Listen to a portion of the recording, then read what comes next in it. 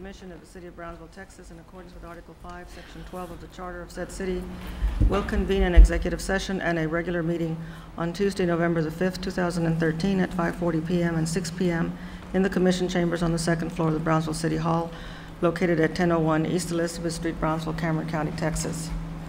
Executive session, item A, consultation with attorney pursuant to the Texas Government Code, Section 551.071, regarding contemplated litigation and where the duty to the attorney to the governmental body under the Texas disciplinary rules of professional conduct of the State Bar of Texas clearly conflict with that chapter.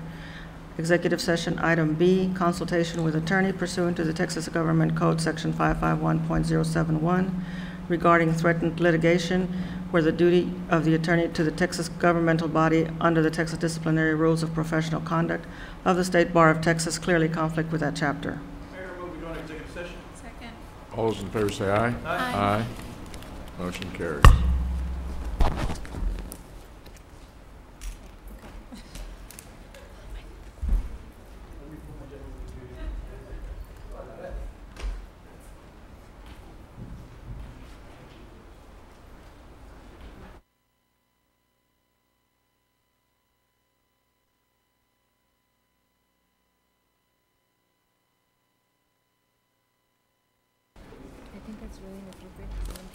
Okay, Estella, I think we're ready.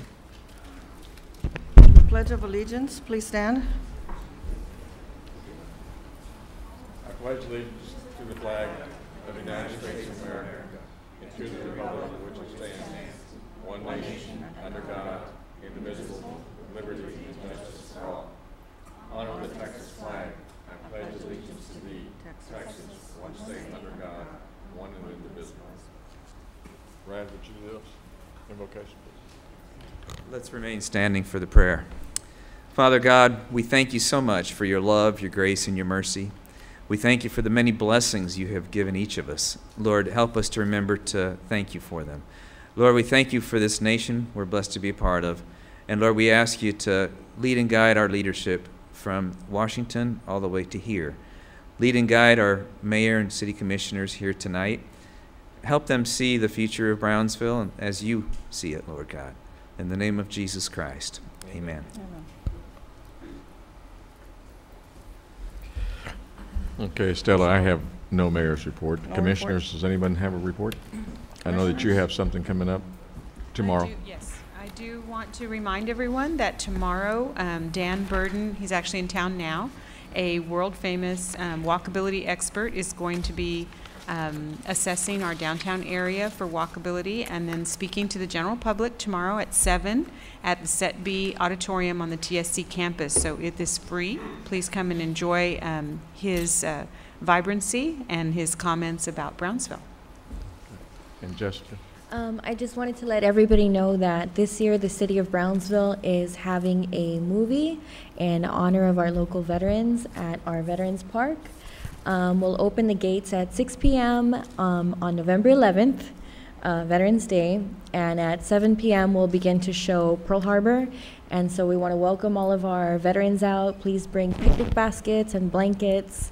And we're very, very grateful for everything that you've done for our country, and this is our way of thanking you. Thanks. Thank you, Commissioner. Number 3, proclamation, Yolanda B. Cortinas. Is that you, Mr.? Mayor, she's on her way. Okay. They had a similar presentation at BISD, Okay. but she assured me that she would be here because she has a 7 o'clock engagement, so she would be here before 6:30, hopefully. Okay, well, when she walks in, Please. Commissioner, please let me know, and we'll take Thank care you. of that. Okay. Employee of the Mr. month. Kabler? Mayor, members of the commission, our employee of the month is ill, and we hope to have him here at the next meeting. Okay, If you don't mind. thank you very much. And the second annual Financial Education Summit, is that something that you wanted to? Ms. Bertha Garza. Bertha Garza is supposed to be here for that, Mayor, but I don't see her. Okay, well, if she comes in and we get a chance to get this done, then we'll be happy to do that. Item number 5? 5, consent agenda items. I'm with you. Second. All those in favor say aye. Aye. Motion carries. Okay, number 6? We talked about that. Public hearing and action on first reading of ordinance number 2013-1526-A, to amend Chapter 46, Environmental, Article 3, Noise, Section 46 through 78C1 of the City Code of Ordinances. Mayor, City Commission, this ordinance change is to increase the decibel level allowed in industrial categories 7th, 8th, and 9th commercial. Primarily, it's the Tenasca project. They're going to be under the decibel level, but they wanted a little more comfort room, especially during construction. So we asked for your approval today. We feel comfortable with it. I think it's only about 3 more decibels than it was. So our recommendation is to approve. Ramiro, you said that you anticipated it's only during the construction phase Yes. that this would be a problem? Yes. Okay, this is public hearing. Does anybody have any other comments? Move to close. Second. All those in favor say aye. Aye. Motion carries. Move to approve. Second. All those in favor say aye. Aye. Motion carries. Number 7. Item 7, public hearing and action on first reading Oh. of ordinance number I couldn't hear you. 2013-1200.140 to accept a petition of annexation and the annexation of said property into the city limits of Brownsville and dealing with related matters.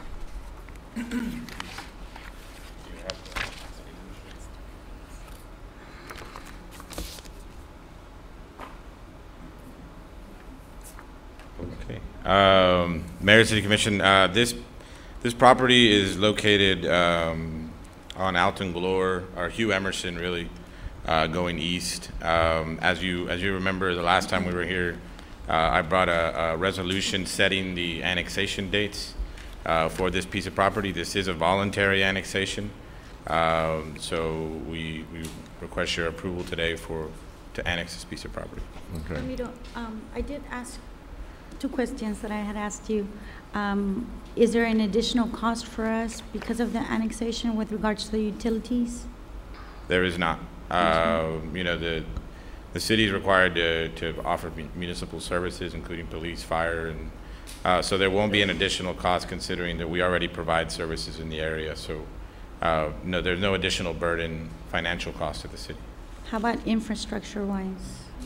Infrastructure, if they were to develop the property, the developer at the time would have to provide the infrastructure under our regulations and development regulations. So there's no cost to us for that? There is no.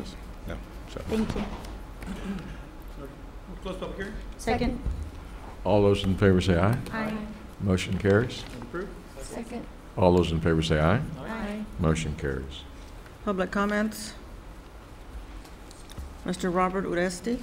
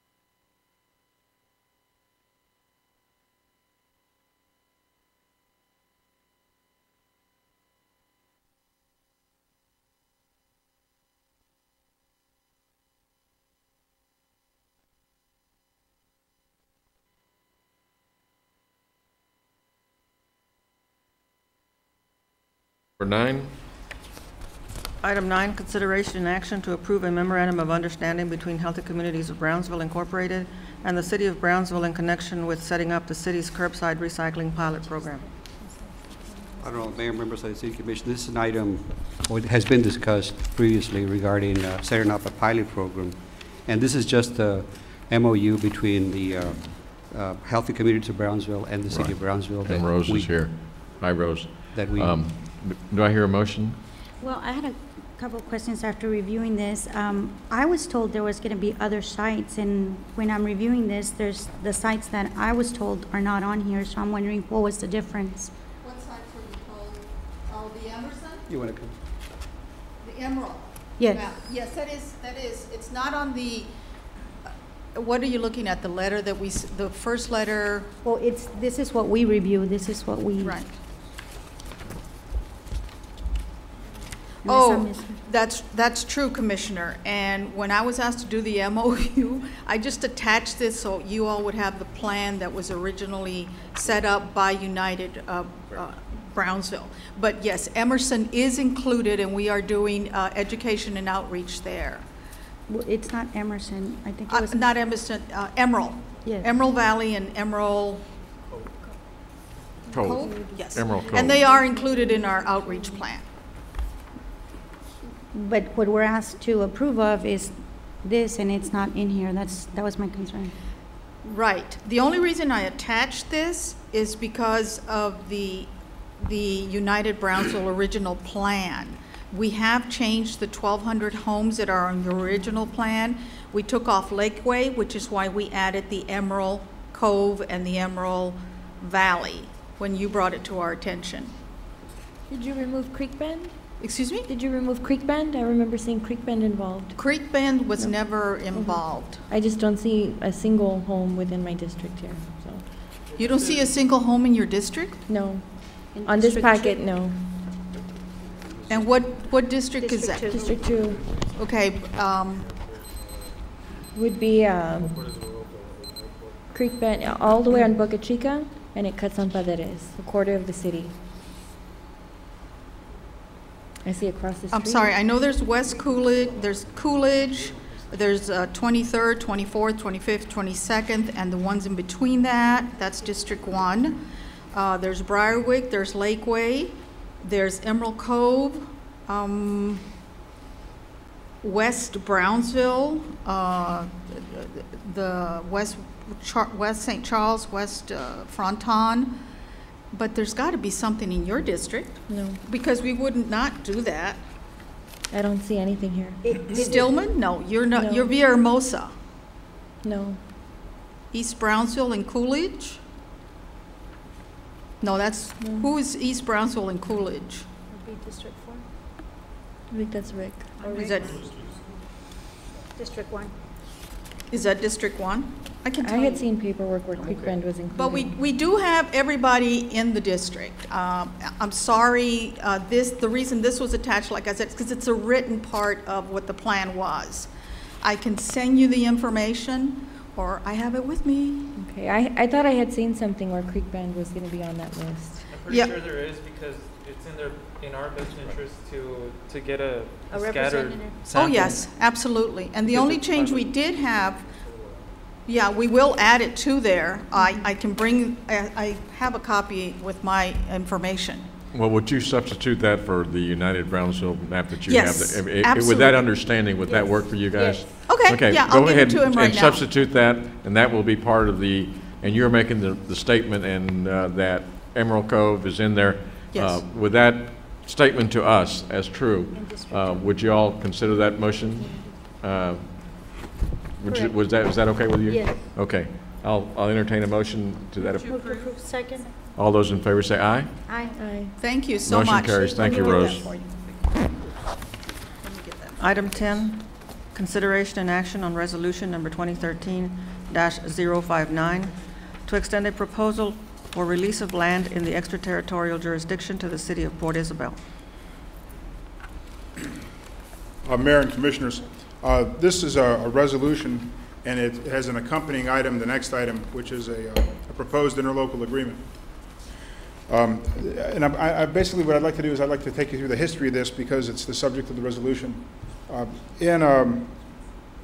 see, on November 6, 2001, the City of Brownsville annexed a certain area out toward, in the direction of Port Isabel, but outside Port Isabel's ETJ. Next slide. Oh, I have it. In 2002, the City of Port Isabel then conducted an annexation, thereby extending their ETJ into an area that already was within the City of Brownsville's ETJ. On September 19, 2002, the City of Brownsville then lawfully annexed areas extending its ETJ further by Port Isabel. And then on June 24, 2003, the City of Port Isabel then again unlawfully, wrongfully extended their ETJ into the City of Brownsville's. There has been some dispute as to, you know, where are the proper borders between the two cities. And what we're asking is that the City Commission approve an interlocal agreement by which the City of Brownsville would give up two areas to the City of Port Isabel in exchange for Port Isabel's promise not to further try to extend their ETJ or city limits into the City of Brownsville's. Next presentation. There's another presentation. Do you have it over here? Do you have it then? So I'd ask that you approve. Actually, I think we need to take up the resolution and the agreement together because they're right. That's what I was. Could you I read didn't the realize next? it was Could two you read items. the other one? Okay. It's item 10 and 11. Yeah. Item 11, consideration and action to approve an interlocal agreement with the City of Port Isabel, Texas, for the purpose of resolving all disputes over extraterritorial jurisdiction with that city. Okay. So, what the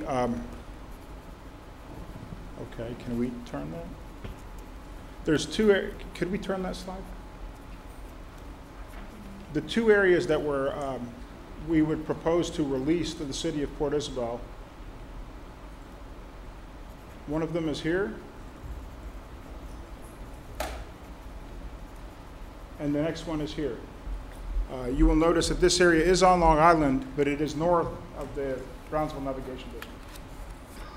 So the boundaries between the two cities would be as set forth in Exhibit C, with the two areas in the red hash marks would be the areas that we would be giving up to the City of Port Isabel. In exchange, the City of Port Isabel would have to stop all administrative, judicial, or legislative attempts to further encroach their ETJ into the ETJ or city limits presently within the city. And we would extend that offer till December 30th, after which time it would be withdrawn. So we would ask that you approve the resolution and the interlocal agreement. I'll entertain a motion to approve the resolution and to approve the interlocal agreement. So moved. Second. All those in favor say aye. Aye. Motion carries. That's 10 and 11. I'd like to go back to item proclamation, Commissioner. And Yolanda Cortines. I believe Charlie out in the hall? He's out in the hallway, probably. He's out in the hallway.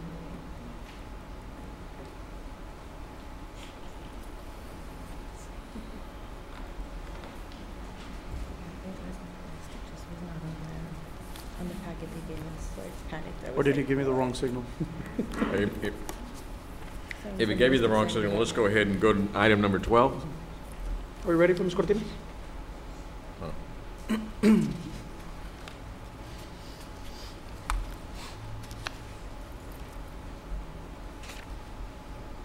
No? Okay, sorry. Okay. Item number 12, please.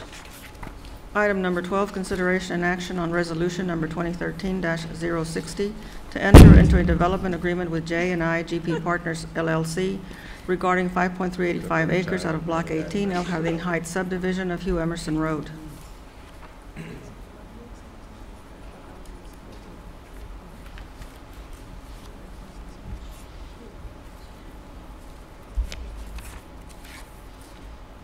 Okay, we have an exhibit on this one, so go down another page.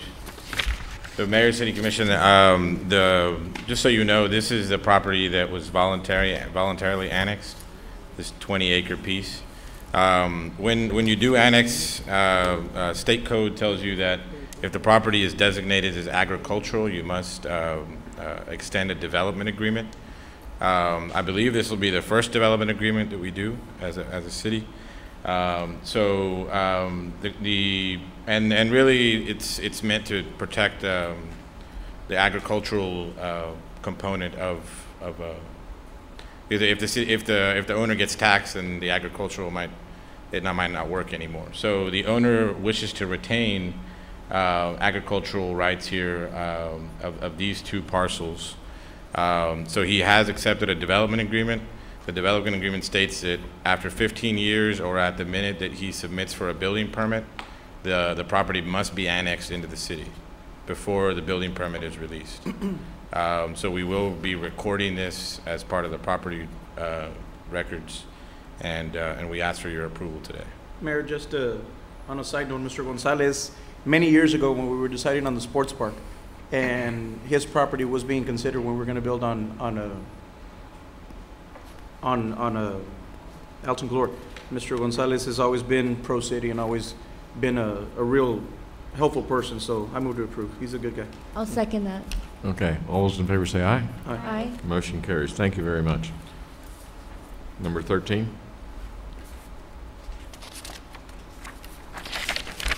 Number 13, consideration and action on resolution number 2013-061 to enter into a development agreement with J and IGP Partners LLC regarding 5.413 acres out of Block 18, El Jardin Heights subdivision of Hugh Emerson Road. Given that it was two separate parcels, two separate descriptions, you have to have two different development agreements, two different resolutions. So it's the same details, 15 years, or the minute that he submits, or whoever he sells it to submits for a building permit, the property has to be annexed into the city. So I'll entertain a motion. Move to approve. Second. All those in favor say aye. Aye. Motion carries. Item number 14. Item 14, consideration and action on resolution number 2013-062 to adopt the 2013 Hike and Bike Trail Master Plan as part of the comprehensive plan. So Mayor, City Commission, this is the conclusion of a long road. Probably about 10 months, a lot of community meetings, a lot of surveying, trying to get the best plan, the best result possible. We bring this plan for the adoption today, and really it really sets the vision for the future of Brownsville with regards to hike and bike and trails, and not really a hike and bike trail, just a system of trails that will allow people to move off a car, without a car. So Jim Carrillo, he's done a great job, and he put together a quick 15-minute presentation. As a conclusion, if you have any details, if you have any questions on the plan, we're here for to answer any of those. So. Okay. Mayor, Commissioners, thank you again. My name is Jim Carrillo. I'm the Director of Planning for Half Associates, and very glad to be here presenting this to you. And I will try to make it 15 minutes. It is really an overview. There's a lot more detail that we'll be glad to answer any of the questions and go through that. And I want to make sure that at the beginning I say that this is a master plan. So it's at this level. When you get down to the exact details of things, that goes to a different level. But what a master plan does do is it establishes a vision, gives you a sense of where you're going, establishes the philosophy and the goals that are part of this, and then gives you the framework. And we have a fairly detailed list of different projects and things that we're proposing as part of this that I'll show you towards the end of this. But I wanted to start off with giving you the philosophical underpinnings of this. One thing that we've found, and this has been proven around the world, is that a lot of bicycle trips, and for that matter walking trips, are shorter in distance. And so 2 to 3 miles is kind of that really nice area where any of us can get out there very quickly at a very, very comfortable pace, ride for that amount of time, for 15 minutes, and get somewhere. And so that's part of what the philosophy is in this plan, is to try to make it so that everyone, no matter where you live in the city, you can get to some destination within that distance from you pretty closely.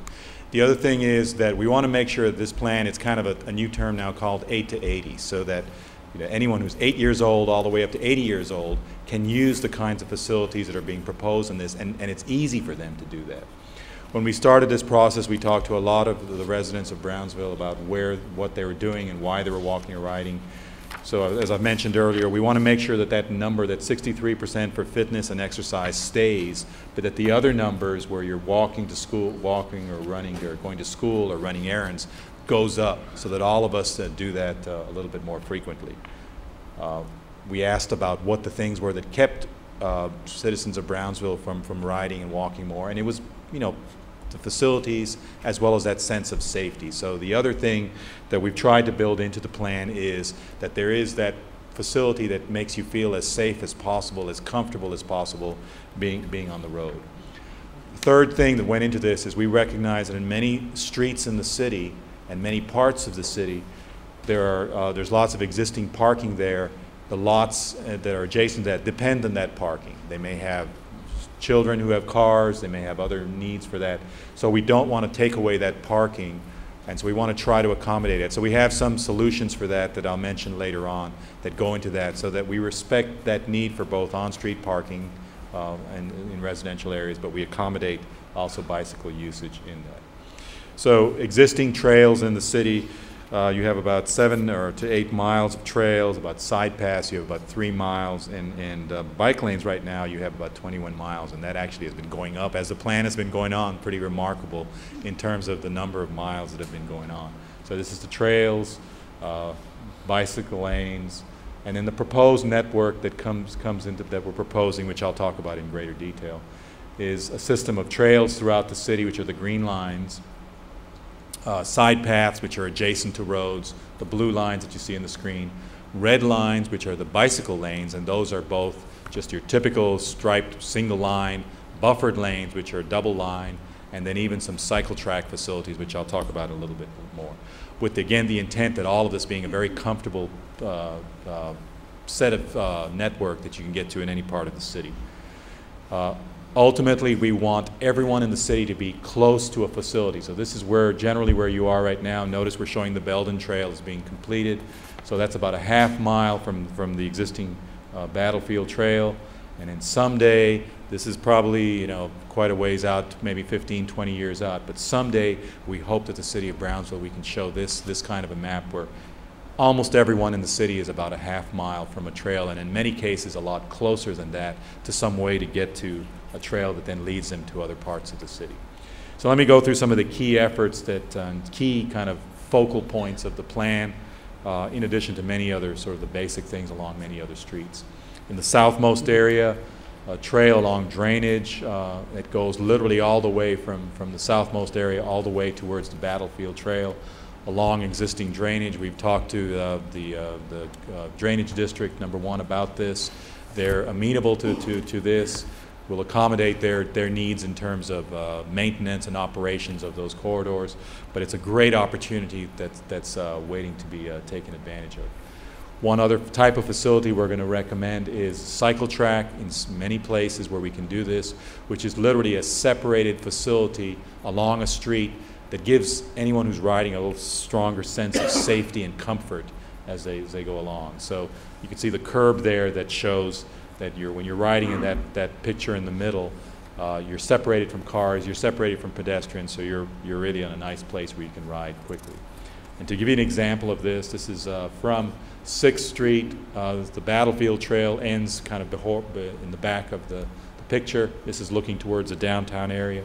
And so this is proposing to take 3 lanes and convert one of those lanes to, again, a facility where you can ride from the terminus of the Battlefield Trail all the way into the downtown area, as well as expanding some of the sidewalks next to it. And initially we might start off at the plastic poles and eventually over time convert to a more solid concrete curb, as I showed you in that previous picture from another city. So that's a great example of that type of facility in the downtown area.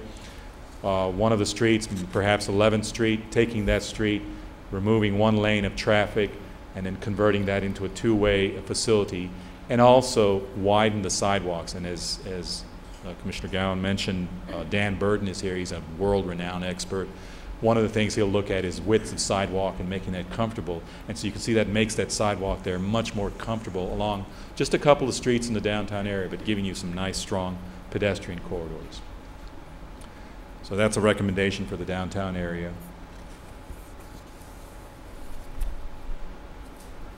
In the eastern part of Brownsville, I've shown you this before, but we think this is a great project, and we're recommending this as one of the high priority initial sort of test projects.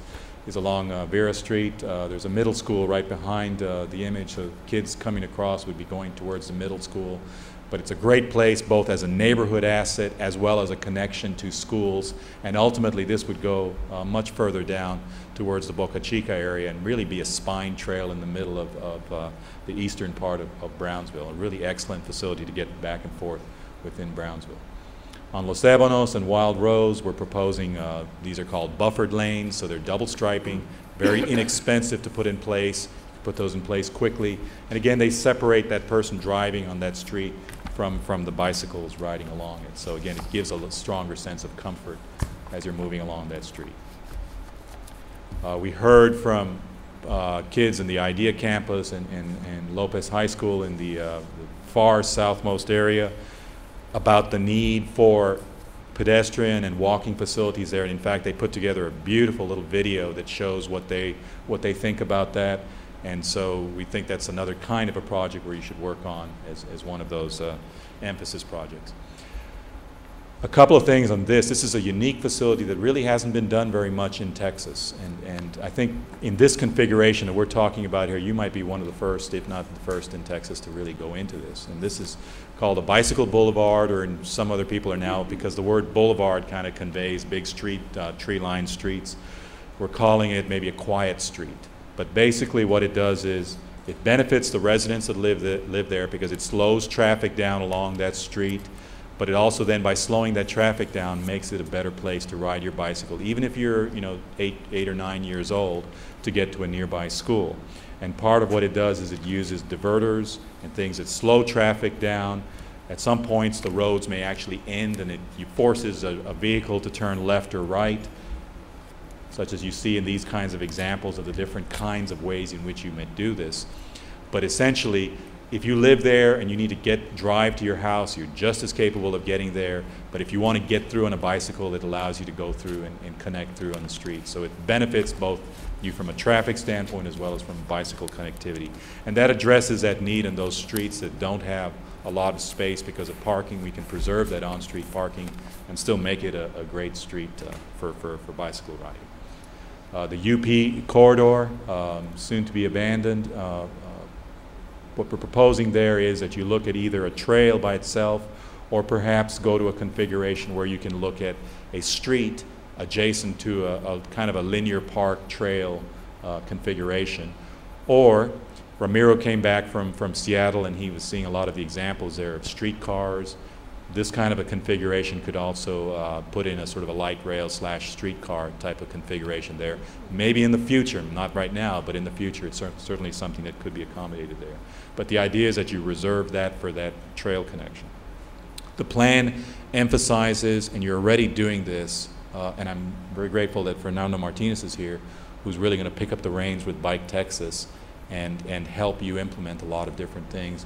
But it emphasizes encouragement and education is a key part of this plan. It's not one thing to go out there and build all these things, but it's going to the schools, it's going to groups, it's being an example, you being an example, everybody out there doing this and using these facilities and serving as an example to encourage others in Brownsville to do that.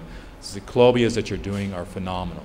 In fact, the nighttime one that you had, the first that I've heard of in Texas and doing that, and probably in a lot of different places, and from what I heard, it was exceptionally well received and just a great example and a way to get people out and convey the message. The branding effort is the same thing as you move forward in terms of continuing that. Your staff is implementing, so they're ready to go and they're ready, chomping at the bit to move things forward. The partnership with Bike Texas is, I would say, revolutionary, in terms of what you're doing to help you accelerate all of this. So I cannot say I've never worked in a plan before where the plan was actually implemented or implementation started halfway through the plan. So it's pretty nice to see that happen with all the great things that you're you're proposing to do. So let me get to the nitty-gritty of the facilities now and close with that.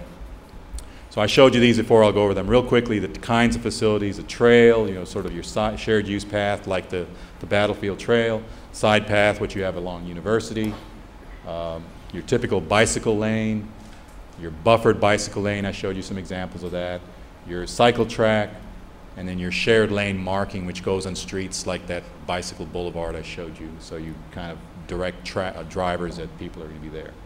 So this is the plan, and this will build. And what we've done is we've taken a stab at showing you in terms of a sequence over time of the facilities that are being proposed. So this is what's in place right now.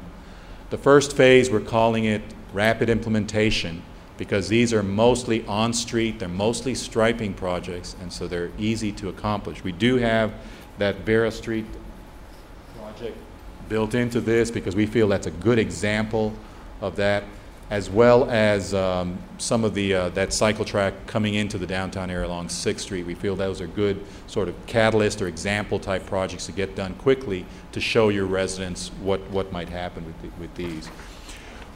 We're saying about 2 years here. That 2 years is plus or minus, whether it's 1.5 years or 3 or 3.5 years. The point is that these are things that get going quickly and can move. And you can see from all the yellow in it, begins to fill in a lot of the corridors throughout the city. The second one is then maybe a little longer, 5 to 10 years after that. And this begins to look at some of those trail projects, including that southmost trail project. Some other bicycle lanes that are maybe a little bit more difficult, that might require some street widening, so they'll be tied to streets that may or may not fit into this time frame. And then longer term from that, going a little further out into the northern part of the city and then out towards the State Park. So these are areas that are not quite, and the growth is not fully there, and the density isn't there yet to warrant spending a lot of effort right now, but maybe within 10 years it'll be time to begin looking at that. And then longer term, way to the north, again, as development accelerates there, begin to look at some of these types of facilities. So all in all, at the end of this, you'll have about 53 miles of trails. You're about 8 miles right now. About 15 miles of side paths, up from about 3 miles today. Bike lanes will go from 21 miles to about almost 60 miles of bike lanes. And I'm sure there are going to be others that be discovered by your staff and by Bike Texas as they look in that will add to that number as you go along. So I think it's the possibilities of a phenomenal system, and one that with all the other program elements in it will get you a great head start in terms of moving ahead and really being a showcase and example for other cities, and a great benefit for your citizens. So that's a quick synopsis of it. A lot more detail in the plan, but I think it's a great thing that you're doing, and I commend you for moving forward with this. Well, thank you for all your work, commissioners. Great work. I have a question. Excuse me, I have a question. Sure. You show there in the future some development of bike lanes and paths for North Brownsville. Mm-hmm. Do we have any sort of plan or suggestions on how to get past the railroad line going toward the sports park? Excellent point, yeah. And in fact, we talked about that this morning. You know, the sort of safe solution is to build a bridge over the intermodal facilities. That's a safe solution. It's also a very expensive solution to do that, whether it's Old Alice or it's along the frontage roads. A staff member this morning brought up the idea, well, could you actually work with TxDOT and maybe create something as you go over, get onto the freeway, but put up a barrier and use some of the bridge pavement there, maybe move the lanes over a little bit, which would be a much less expensive option. But it does involve working with TxDOT. And that barrier would have to be sufficient so that someone riding there, even though they have an 18-wheeler going by, 5 feet away, would feel comfortable with that. But it's certainly a less expensive option that's a viable one. But it is an important connection, because we know that people ride there now and want to get there, and that the gates do create a barrier that we want to try to resolve. Jim, I remember lately, I guess a few months ago when Union Pacific was here, they mentioned, because we asked them about that, because it is their railroad, and they mentioned that some communities, I want to say in Minnesota or someplace up there, had been using prefabricated bridges that were much less expensive. So we might look into that as a solution as well. Yeah, that's certainly an option, absolutely. I just want to thank you for your expertise and coming down to Brownsville to work with us, and commend the planning department and Ramiro for working so well with you, and most of all the people for coming out and participating in your surveys and your community orientation meetings, because it's really our project, not just one person. Thank you very much. Did you have any projects that you prioritized in all the districts, or was it just in one district that you prioritized projects? If you look at the plan document, by each of the districts, we went back and we listed each of the projects in the district, and there are projects throughout all of the districts in terms of different ones. Some of them are bicycle lanes, again, some of them are trail projects, but there are significant projects in each district. Because again, I do want to say, we want to emphasize that it's not just about getting from North Brownsville into the downtown area, but it's within each area, getting to a nearby school or the mall, or whatever's nearby. It was a pretty holistic approach, as you look at the plans. Anyway, I will entertain a motion. Move to approve. Second. All those in favor say aye. Aye. Motion carries. Thank you again so much. Item number 15. Item 15, consideration and action to authorize the acceptance and expenditure of the Texas Department of Public Safety, Department of Homeland Security, FEMA Grant Programs Directorate, fiscal year 2012, Homeland Security Grant Program, State Homeland Security Program, awarded to the City of Brownsville, to the Brownsville Office of the Emergency Management and Homeland Security in the amount of $157,500. Good evening, Honorable Mayors and Commissioners. Each year for the last 12 years, the Brownsville Office of Emergency Management and Homeland Security has applied for and been granted the SHSP Homeland Security Grant, this one being for State Homeland Security Program projects. These funds are used to acquire detection, survival, and search and rescue equipment for the Brownsville firefighters and other responders, and for emergency preparedness equipment used by our staff. As typically occurs, due to the budgeting delays in Washington, we have just been notified that our award for fiscal year 2013 is $157,500. No local match is required for this grant. Staff recommends your approval. All those in favor say aye. Aye. Okay. Grant. Thank you. Item 16, consideration and action to authorize the acceptance and expenditure of the Texas Department of Public Safety, Homeland Security, FEMA Grant Programs Directorate of fiscal year 2013, Homeland Security Grant Program, State Homeland Security Program, awarded to the Brownsville Office of Emergency Management and Homeland Security in the amount of $48,000. Honorable Mayors and Commissioners, as with the last item, for the past 12 years, the City of Brownsville has applied for and been granted the LETPA Homeland Security Grant, which is for law enforcement, terrorism prevention activities. These funds are used to acquire tactical, survival, and rescue equipment for our SWAT team. Again, we have just been notified that our award for fiscal year 2013 is $48,000. No local matches for this grant is required. Staff recommends your approval. Second. All those in favor say aye. Aye. Motion carries. Thank you again.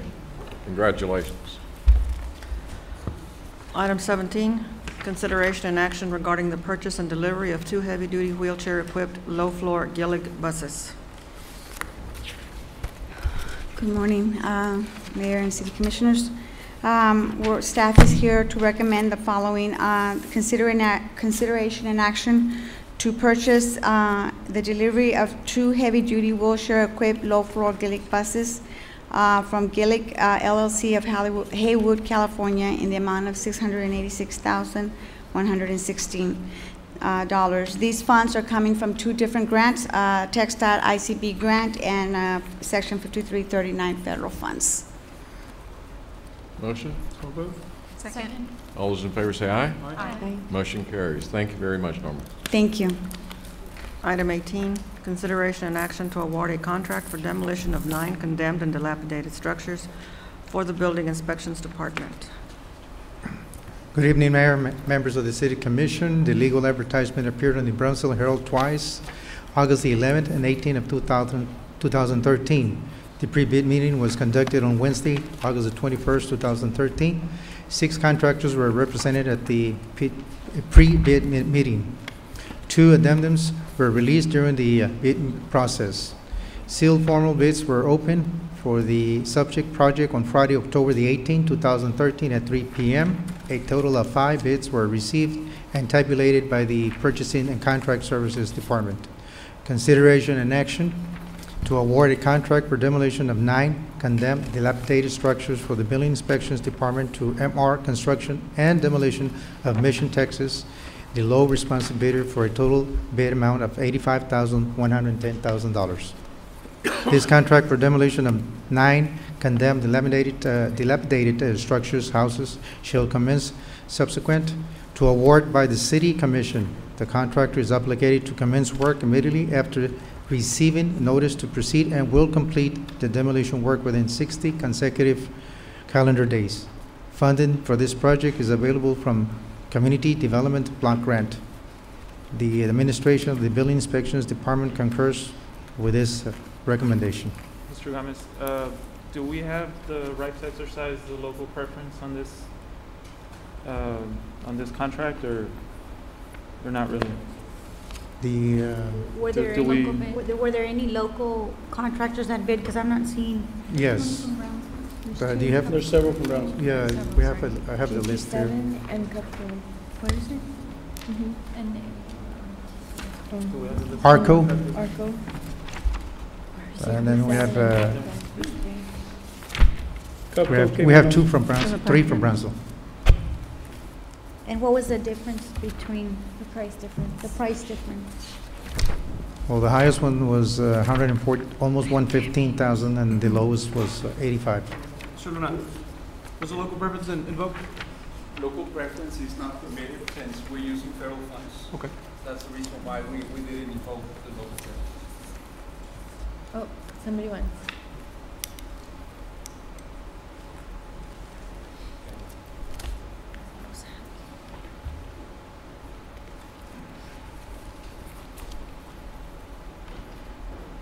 Good evening, Mayor, Commissioners. My name is Rick Cardenas. I am president of Cupco Construction Incorporated.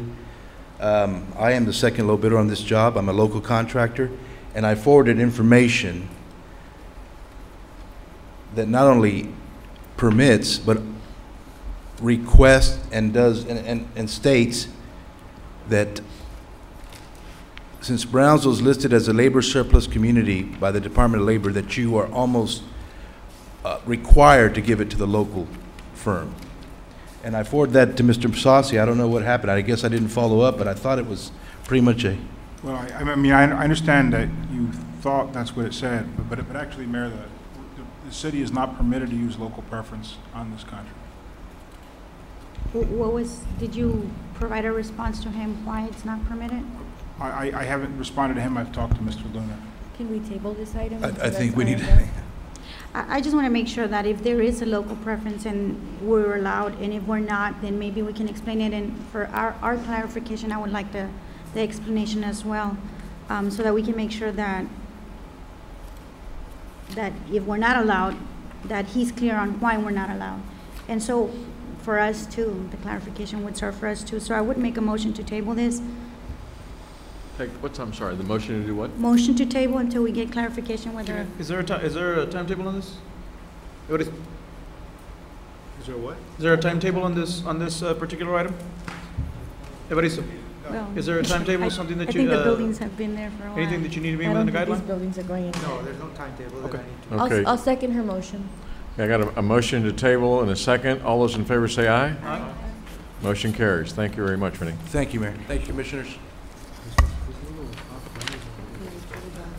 Item 19, consideration and action to award a contract for engineering and surveying services for Fort Brown 2.5-mile trail extension.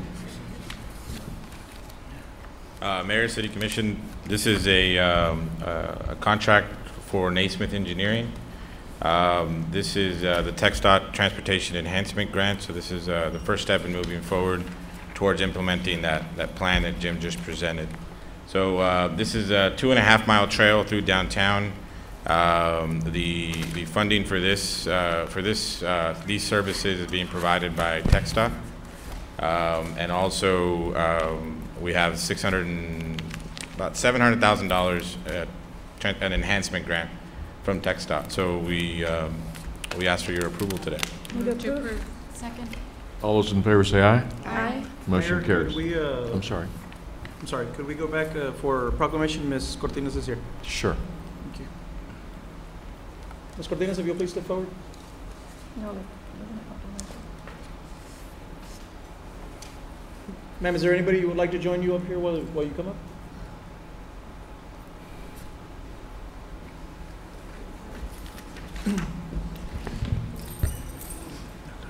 If you all will stand in front of the commission, facing the camera, facing that way.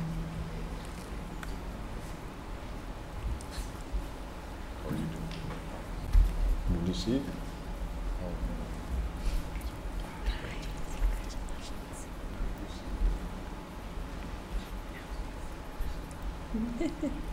Mayor, it's with great honor that I'd like to recognize a fellow colleague, Ms. Yolanda Cortinas, on her outstanding work with the CATCH program. And I know her proud principal, Ms. Melissa Werbisky, is here with us, and representatives from BISD and from the CATCH program. So we want to welcome you and thank you for being here at our meeting. And the following is a proclamation of the City Commission of Brownsville, Texas, recognizing and commending Yolanda B. Cortinas for dedicated service to Brownsville school children. And whereas Yolanda B. Cortinas was born in Brownsville on January 28, 1964, the daughter of Servando Betancourt Sr. and Maria Guadalupe Betancourt, and is one of 7 siblings. She attended Cromack Elementary, Del Castillo Elementary, Falk Middle School, and Porter High School. And whereas Yolanda has been an educator in the Brownsville Independent School District for 25 years, in 3 different schools, Egley Elementary, Clearwater Elementary, and presently at Ortiz Elementary.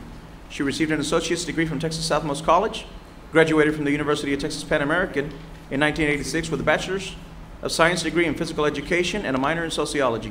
In 1986, she began her career teaching as a physical education teacher at Egley Elementary School.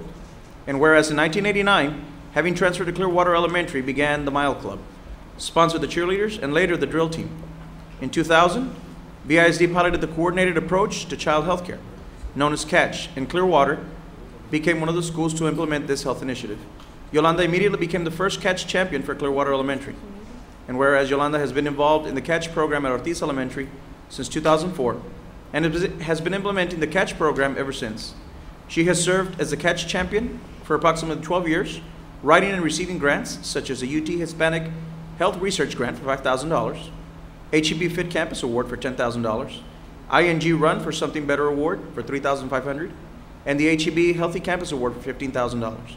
And whereas as a result of her leadership and tireless efforts in the outstanding implementation of the CATCH program, some of her many accomplishments include 2009-2010 CATCH PE Teacher of the Year, 2010 HEB Excellence Education Semifinalist, 2010 and 11, and 2012-13 BISD CATCH Champion of the Year.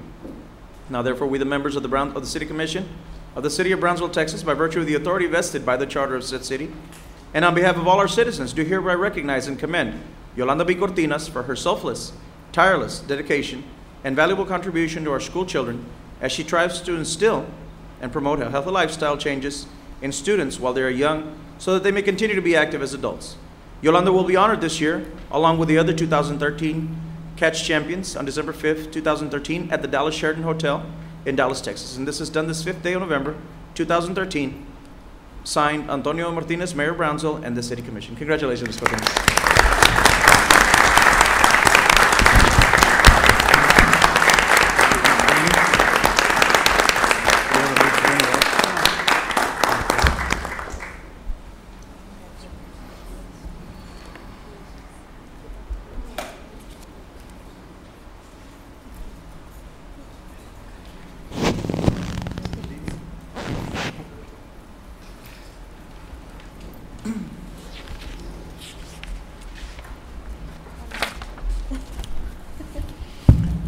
Thank you, Commissioner.